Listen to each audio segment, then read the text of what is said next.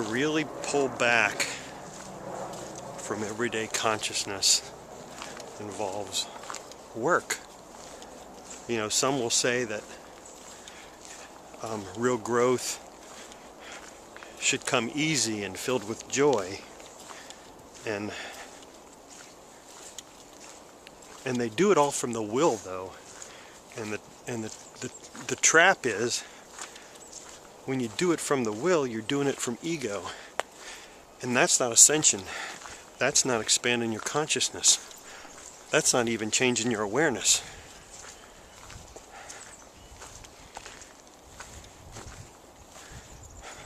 Pulling back and going within and really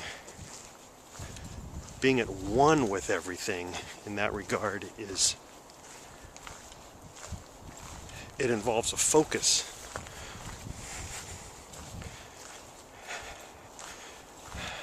I mean, some Buddhists say that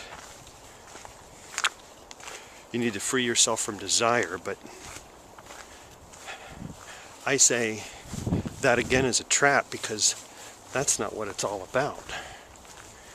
I mean, even the Buddha desired enlightenment, so he stopped somewhere along the path. He stopped. So what we need to do is the hard work of letting go of our needs for everything and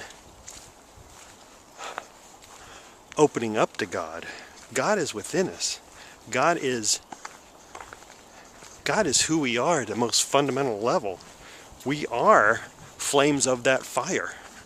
God is a consuming fire. That's what it means. It consumes all the rabble and all the crap that the human mind can conceive of. None of that matters, and it will all get burned up. Humans should focus on the purity of that oneness in God.